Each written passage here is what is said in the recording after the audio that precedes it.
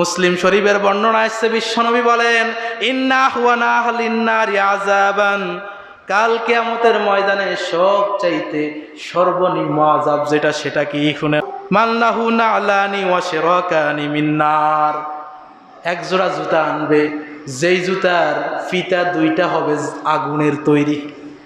Sandal আছে না, এই স্যান্ডেলের ফিতা থাকে না দুইটা, শুধুমাত্র ফিতা দুইটা আগুনের তৈরি হবে। এই আগুনের তৈরি ফিতাযুক্ত জুতা আপনাকে পরিয়ে দেওয়া হবে। ইয়াগলি মিনহুমা দিমাগুহু কামা ইয়াগলিল মিরজাল। আল্লাহ রাসূল কয়, এই সামান্য আগুনের ফিতার তৈরি জুতা পরিয়ে দেওয়ার কারণে, পায়ের তলার জুতার গরমের কারণে মাথার মগজগুলা পর্যন্ত টকবক টকবক করে ফুটতে থাকবে, যেমন করে গরম পানি ফুটতে থাকে, এমন করে ফুটতে থাকবে।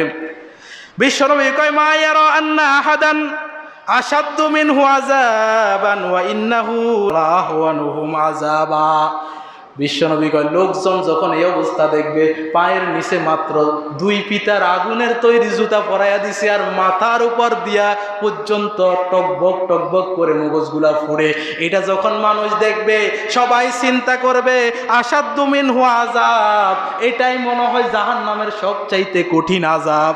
আল্লাহ রাসূল কয়, ইন্নাহু লাআহওয়ানুহুম আযাবা, অথচ এটা হচ্ছে সবচাইতে সহজ আযাব, সবচাইতে সহজ শাস্তি। তাহলে কঠিন শাস্তির কি অবস্থা, চিন্তা নিজেই করেন।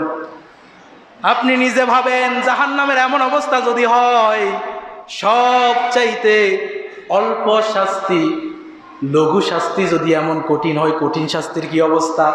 সহ্য করার ক্ষমতা কারো আছে? আরো জোরে বলে না, সহ্য করার ক্ষমতা কারো আছে? খোদার কসম করে বলছি, জাহান্নামের আগুন এত কঠিন, এত কঠিন, এত কঠিন, জাহান্নামের আগুন এত ভয়াবহ, একটা আঙুল এক সেকেন্ড জাহান্নামে রাখার মতো সেই ক্ষমতা দুনিয়ার কোনো মানুষের নাই, নাই, নাই। ও বান্দা, তুমি গুনাহ করো কেমনে? নামাজের আজান দেয়, তুমি মসজিদে যাও না, মুয়াজ্জিন আজান দেয়, তোমার মসজিদে খুঁজে পাওয়া যায় না, গুনার কাজ তুমি করো কেমনে? এই জাহান্নামের আগুনের কথা মনে করলে গুনার কাজ করার আগে জীবন দিয়ে দিবা, কথা কোন ঠিক কিনা? কি করো তুমি, কি করো তুমি, আমার তো বুঝাই না, কি কইলে বুঝবেন আপনারা?